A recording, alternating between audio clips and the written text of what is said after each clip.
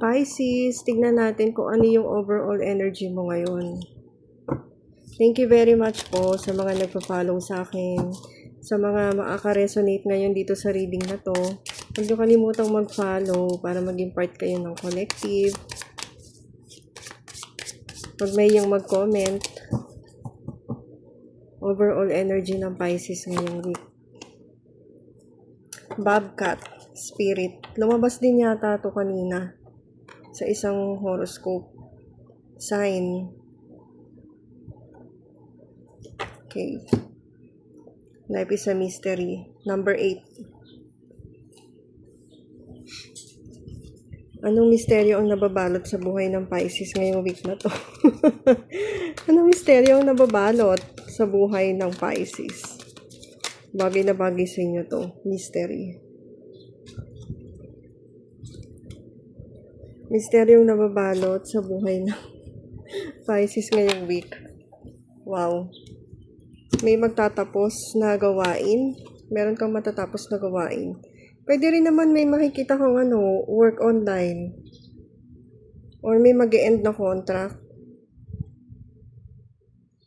Pwede rin naman na work abroad to. Pisces.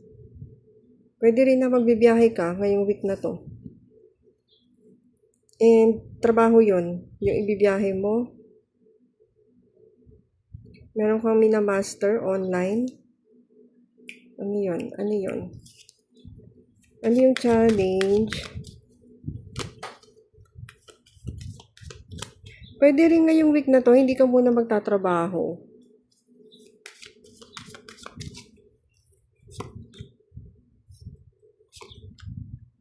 Kasi aalis ka.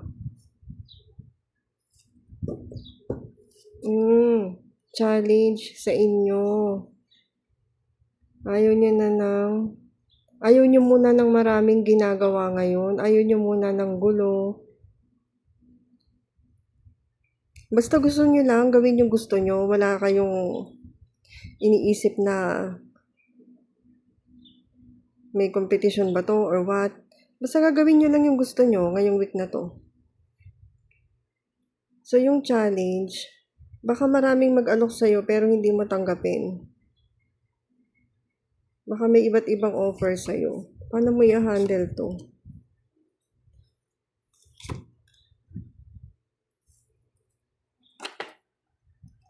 Siguraduhin mo sa sarili mo kung ano ba talaga yung gusto mo, Pisces. Kasi meron kang mga plano na gusto mo mangyari. Pero, pwedeng yun yung tinatrabaho mo yung mga plano mo.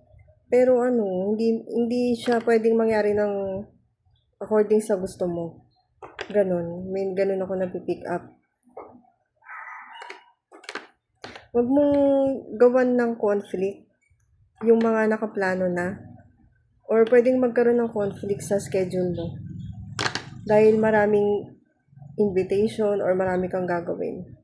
So, kayo na lang bahala maglagay ng mga napipick up ko na message sa sitwasyon nyo. Ano yung advice para sa Pisces?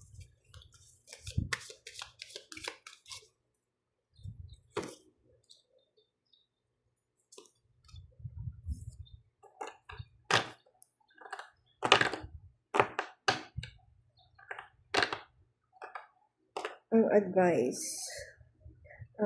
I-embody mo tong Empress energy and yung manifestations mo, mangyayari siya.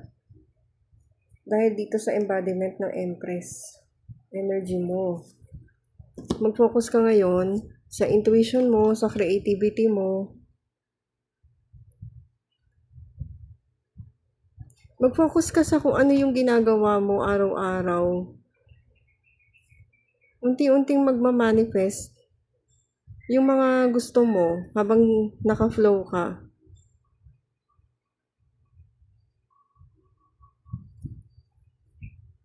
I-check mo sa sarili mo kung meron ka bang blockage